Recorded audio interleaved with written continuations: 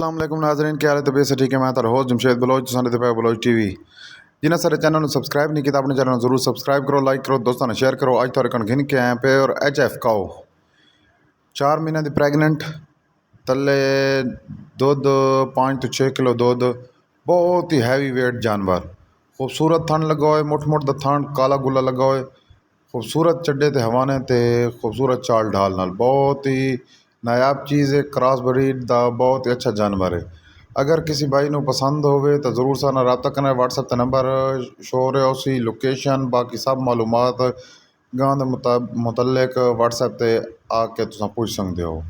अगर वीडियो अच्छी लगे तो वीडियो को लाइक करना है, दोस्तों ने शेयर करना, चैनल जरूर सब्सक्राइब करना है। 1500 का टारगेट है जुड़ते पे इंशाल्लाह थारी सपोर्ट हुई तो 1500 का टारगेट ही पूरा हो वैसी। इसी तरह अज की खूबसूरत वीडियो का अख्ताम करेंगे। पाक फौज जिंदाबाद, पाकिस्तान पाइंदाबाद। बाती एंड ते एक रिक्वेस्ट जिन्हें सारे चैनल सब्सक्राइब नहीं किया अपने चैनल जरूर सब्सक्राइब करो, लाइक किया करो वीडियो को यार, तो कमेंट ही पास किए करो अच्छे अच्छे। जेरे भाई नेगेटिव कमेंट करने उन्होंने भी थैंक यू सो मच। अल्लाह हाफिज़। पाक फौज जिंदाबाद, पाकिस्तान पाइंदाबाद।